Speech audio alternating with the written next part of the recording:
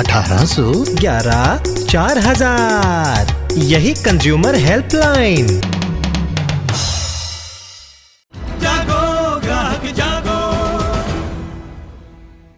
So is it actually an advantage consumer? To discuss that in the studio, we have a very special, very appropriate guest, Prof.S.R.Khanna, who is the managing editor of Consumer Voice. Welcome to the studios, Professor. Let me just begin by asking you, we've all heard that saying, haven't we? Consumer is king, but is he really now? Well, you know, it's lip service actually, because consumers get the raw end of the stick. They get a bad deal all the time. Why do they have to go to court? Because companies treat them with a word I won't use, the four-letter word. All right. So when companies treat their customers as that four-letter word, they get angry. And when they get angry, they have to do something about it. And understandably so. Of course, because if they're spending their hard-earned money and they are being misled, or they are being undersold, or they are being conned into doing something, they get very angry, whether it's 10 rupees or it's 100,000 rupees. And when they get angry, they need redress. They expect a company whose managing director is enjoying, you know, a huge pay packet, who's got a Bentley outside his house, who goes for vacation to the Bahamas. But doesn't care about his consumer. No, but he has to care about his consumers.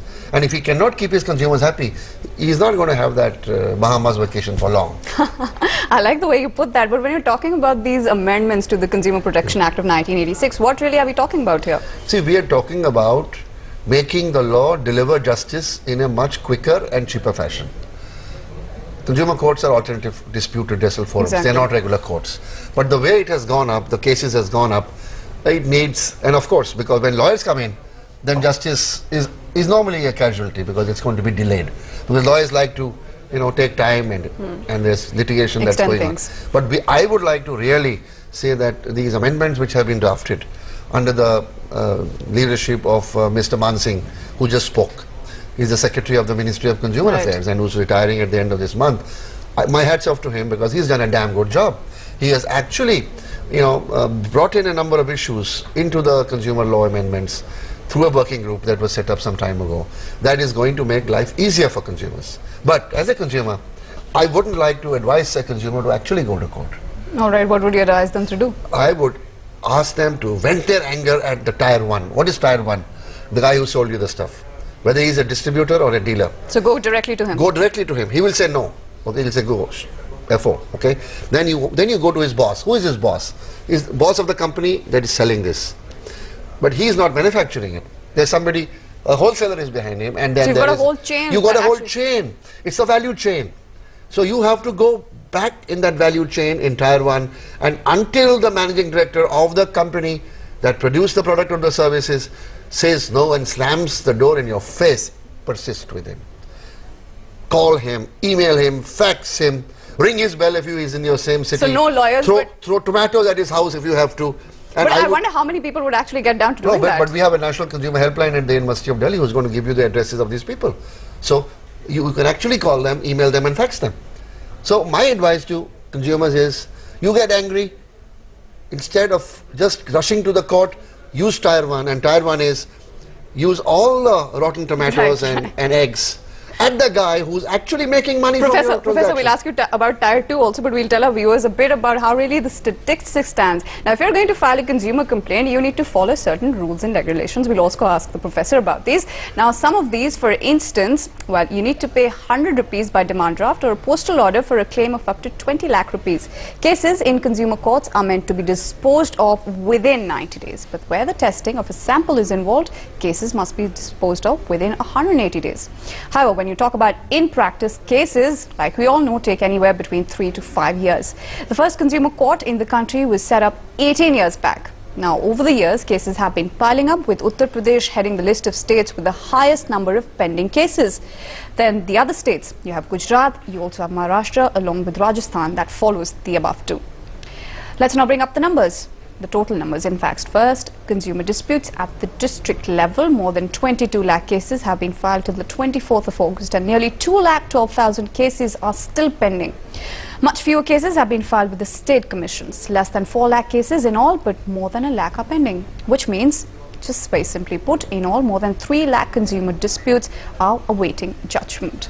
So then, we have the number of cases before us. It just puts to strength the fact that you have been saying that we shouldn't actually go to lawyers. No, we should not go to lawyers as the first instance. Court is the tier 3. So I told you about tier 1, the company. So what happens to tier 2? Tier 2 is in between the court and the company. Now in some industries, fortunately like insurance, like banking, the government has created mechanisms called the ombudsman. There's an ombudsman. If you have an insurance problem, better go to the ombudsman. And if you are not satisfied, then only go to the court. In case of a credit card problem, debit card problem, internet banking, savings account, or problems with home loans or all kinds of loans with banks, you should go to the banking ombudsman. And only if you're not getting a solution should you go to a court. So there is of course a dearth. For example, telecom has no tier 2. Millions of people who are buying cell phones have problems with their companies and they are hardly resolved, and we are asking the TRAI to set up a telecom ombudsman like banking and insurance. So we need, I would like to appeal through this program to the government that there should be an ombudsman for every industry that deals with consumer goods and services. Otherwise, you are going to have to go to a court which already has cases pending and which are not going to be settled in 5 years. So when you're talking about consumer courts, they're not really different from the kind of law courts that you have for justice. Oh, no, there's a big difference. In the normal law courts, what will take 3 years here will take 10 years there. Okay. So you're still better off. Comparatively. But, 3 years is 3 years. 3 years is Are you going time. to take your cell phone company to court because you're angry at additional charge of 220 rupees?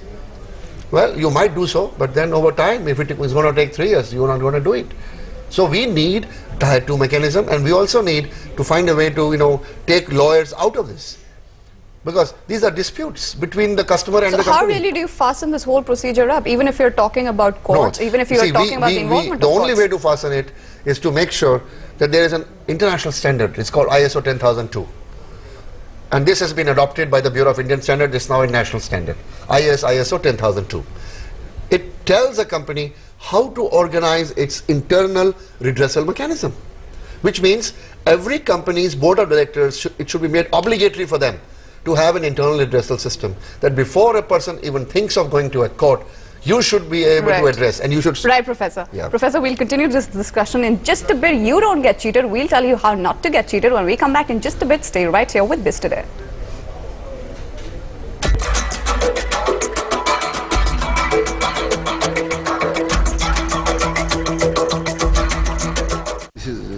Welcome back. Here with Consumer is King. Now that's exactly what we're covering on Biz Today. Now if you're talking about how really do you want to file a consumer complaint, well, it has traditionally meant the seeking of help of a consumer protection group. Now these are the NGOs which take up the cudgels on your behalf. But then how about going through an industry body which may have the other party as its member? FICCI has created a first of its kind interface between the industry and the consumers, and it has been designed with your interests in mind. It's called FICCI Alliance for Consumer Care, and it's the first initiative of its kind in the country. The first time an industry body has created an interface between the industry and the consumers. FICCI calls it a dedicated center for promotion of responsible business for consumer satisfaction. The important thing for you to know is that you can now approach this cell for redressal of your grievances as a consumer. If you have any grievance, you can approach this cell, which in turn would write to the company concerned. If required, the cell will also call the company's representatives for sorting out the issue. The idea is to cut short the litigation route followed in the consumer courts and facilitate quick redressal of consumer complaints. FICCI is better placed than other consumer forums simply because its members include most of the leading manufacturers. So it is likely to have greater influence over the companies involved in case of consumer grievances. You can even file your complaint online. This is a body, it's a forum. Anybody can approach us through the portal or write to us or come to us. We have dedicated a separate office right on our ground floor. Anybody can walk in with a complaint, and thereafter the actions will start. We are seeking the support of the industry, and since industry is our member bodies, we certainly believe that it will be our responsibility to try and ensure that fair justice is done to the consumer for his complaint. FICCI Alliance for Consumer Care will only act as an intermediary. It will take up your grievance for redressal and approach the companies concerned. However, it does not have any authority to make even guilty companies act in any particular manner. The cell will formulate a charter for business-consumer relationship. It also plans to train personnel from the industry to handle consumer-related issues and consumer rights. But for that, the companies will have to become signatories of the FICCI Charter. No company, however, has yet shown interest in signing the charter. While the industry body FICCI has taken the first step towards consumer grievance redressal, it may not be enough, because the consumers need to know how this organization functions and from where does it function. And the industry has to take steps towards this direction also. Kumar Deep, Headlines Today, New Delhi. So it's not only the consumers, not only the merchants, but also the industry that has to put steps in place. Now let's go over to Mr. Praveen Valecha, who's the COO with Higher Appliances. Mr. Valecha, thank you so much for joining us on the program. Let me just begin by asking you, is your consumer king for you?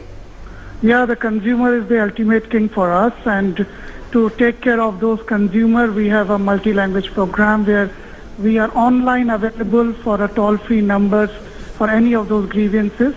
And we have a dedicated call center with a 24 hours online. But Mr. Valecha, when you're talking about call centers, where all of us know about the kind of time delay that we're actually talking about, we're not obviously talking about an immediate redressal of the consumer's problems. Definitely there is a gap which needs to be filled in, but you can always work as a complete package in terms whenever a customer complaint comes, it has to be addressed immediately. That's what we train to our people who are dedicated. Also, in our resources, we have kept 4 dedicated personnel to online as well as, answers within 24 hours to those consumers with the complaint process. But I still admit that there is definitely a gap which comes regarding the addressing of the complaint. Well, that's a job half done, Mr. Valecha, isn't it? At least you're admitting to that gap. But when you're talking about this gap, how do you actually propose to fill up this gap that you're talking about? See, right now, I think there's no other way instead of increasing the manpower who can look into these complaints, and also on, the more interactive sessions with the consumers in terms of online redressal of the problems, like, various of the websites, they gives online answer for 24 hours. I think one of those ways is very quick. Plus, opening a small service centers across the country, addressing those is another way of doing that. And I think the Indian infrastructures and the other companies are getting ready to get these things done very fast. And I think the way the market is growing, the way the Right, market Mr. Valecha, very briefly, when you talk just particularly about Hire, when you get any kind of problem from you consumers, what's the first thing that you do? The first thing is, if it is regarding the product, we need to replace that product immediately. One, if it terms of service, we take the corrective actions in terms of the concerned officials or concerned person.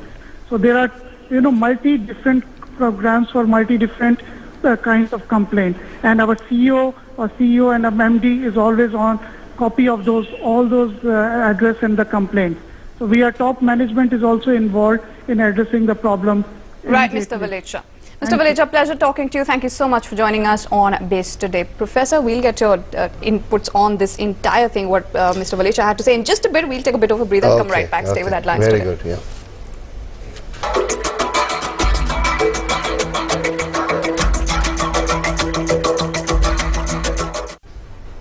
Well, the consumer may be king, but there are times when you do get cheated out of the stuff that you buy. Now, if you're talking about dissatisfaction with the product that you've bought, well, don't blame the urge to splurge. After all, it makes eminent sense to shop while the discounts are on. But what do you do if the product turns out to be faulty? Again, do not despair. Help may be closer at hand than you actually realize. Here's more on it.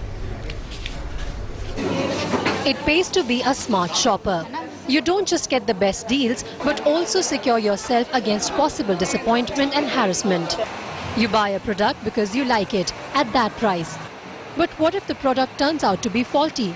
Even if the value involved is small, you must register your complaint. This is the only way to make manufacturers and service providers more accountable. Being a smart shopper helps in such cases. If you retain the bills for all items you have purchased, you will have the proof of purchase of any product that turns out to be faulty. Make sure you retain the wrapper as well, because it will contain the batch number of the product and date of manufacture. Most companies display names and contact numbers of their consumer grievance redressal officers on their websites. Make use of this information and contact the company or the service provider concerned. When you file a complaint, make sure you get a receipt from the company acknowledging receipt of the faulty product if you submit any. If everything else fails, approach a consumer protection cell. And don't forget to get the complaint number. He can simply go to the consumer court with the complaint, mentioning all the detailed facts and what was the defect in the product. A requisite court fee also to be paid along with, and file your affidavit also, and the documentary evidence, whatever he has, the complainant has with him. Like other courts of law, consumer courts get many more cases than they can handle. So be prepared to fight it out over the long term. But approaching a consumer court is much easier. You can file your complaint with the District Consumer Commission or State Consumer Court or Central Consumer Court, depending on the scale of the issue. In most cases, you will be allowed to defend your case yourself if you can't afford a lawyer. With Kumar Deep in Delhi, Preeti Dahiya, Headlines Today. Well, seeking redressal, what exactly is the process that's going to make that easier? Professor, you're talking to us about the ISO 2002. What really is that, and how will it actually help this entire process? ISO 10002 is a standard that tells companies on how to deal with customer complaints, how to set up a system inside your company, right from the point when a customer comes to you with a complaint till you have disposed of or you have told him you can't do it. It requires certain ingredients like understanding, like disposal in time, like responding to the customer. Now all these things come only when the company top management is committed. I am very sorry to say that most companies in India do not follow ISO 10002. It's not only an international standard. Today it is a national standard. ISO 10002 must be followed by consumer goods companies, and they must have internal redressal systems to deal with.